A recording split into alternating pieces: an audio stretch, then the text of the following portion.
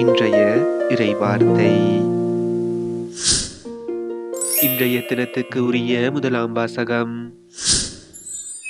சீராக்கின் ஞான நூலில் இருந்து. பிள்ளைகளை விட தந்தையரை ஆண்டவர் மிகுதியாக மேன்மைப்படுத்தியுள்ளார். பிள்ளைகள் மீது அன்னையருக்குள்ள உரிமைகளை உறுதிப்படுத்தியுள்ளார். தந்தையரை மதிப்போர் பாவங்களுக்கு கழுவாய் தேடிக்கொள்கின்றனர். அன்னையரை மேன்மைப்படுத்துவோர் செல்வம் திரட்டி வைப்போருக்கு ஒப்பாவர். தந்தையரை மதிப்போருக்கு தங்கள் பிள்ளைகளால் மகிழ்ச்சி கிட்டும், அவர்களுடைய மன்றாட்டு கேட்கப்படும். தந்தையரை மேன்மைப்படுத்துவோர் நீடு வாழ்வர், ஆண்டவருக்கு பணிந்து நடப்போர் தங்கள் அன்னையருக்கு மதிப்பு அளிப்பர். தலைவர்கள் கீழ்ப்பணியாளர்கள் போல் அவர்கள் தங்கள் பெற்றோருக்கு பணி செய்வார்கள். குழந்தாய், உன் தந்தையின் முதுமையில் அவருக்கு உதவு. அவரது வாழ்நாளெல்லாம் அவரது உள்ளத்தை புண்படுத்தாதே. அவரது அறிவாற்றல் குறைந்தாலும் பொறுமையை கடைப்பிடி. நீ இளமை மிடுக்கில் இருப்பதால் அவரை இகழாதே. தந்தைக்கு காட்டும் பரிவு மறக்கப்படாது. அது உன் பாவங்களுக்கு கழுவாயாக விளங்கும். இது ஆண்டவர் வழங்கும் அருள்வாக்கு. இறைவா, உமக்கு நன்றி. இன்றைய தினத்துக்கு உரிய இரண்டாம் வாசகம். திருத்தூதர் பவுல் கொலோசையருக்கு எழுதிய திருமுகத்திலிருந்து.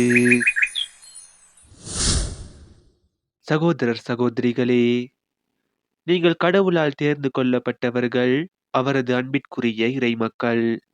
எனவே அதற்கு இசைய பரிவு, இரக்கம், நல்லெண்ணம், மனத்தாழ்மை, கனிவு, பொறுமை ஆகிய பண்புகளால் உங்களை அணி செய்யுங்கள்.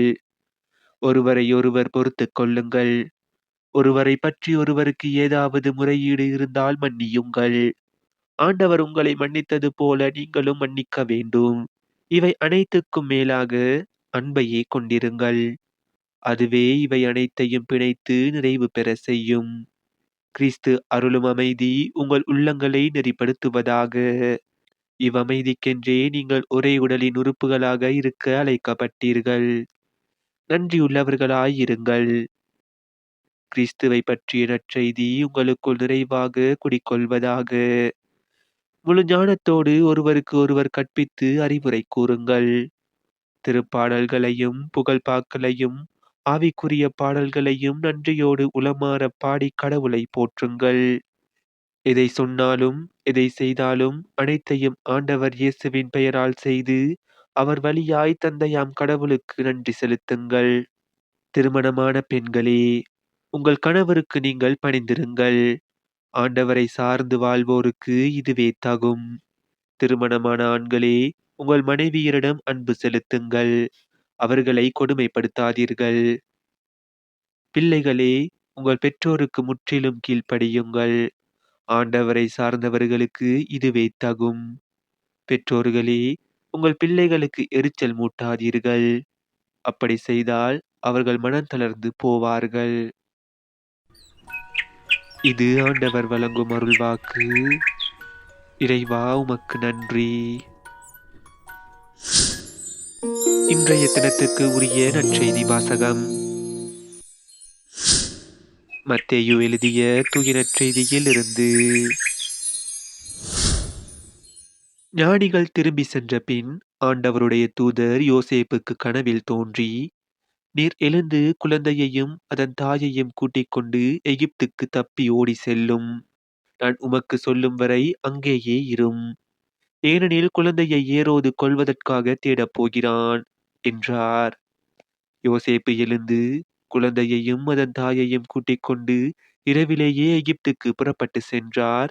ஏரோது இறக்கும் வரை அங்கேயே இருந்தார்.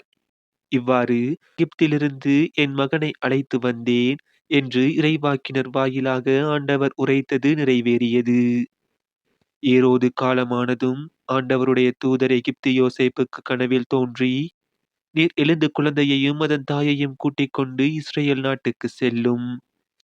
ஏனெனில் குழந்தையின் உயிரை பறிக்க தேடியவர்கள் இறந்து போனார்கள் என்றார்.